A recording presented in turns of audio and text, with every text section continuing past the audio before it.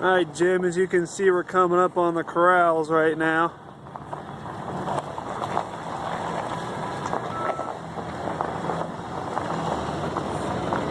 Looks like they're getting some work done, so we're going to stay out of their way.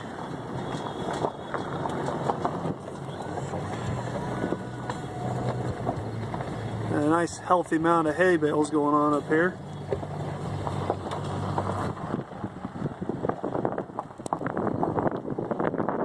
Back behind us would have been your old campsite. It's nothing but a junkyard now.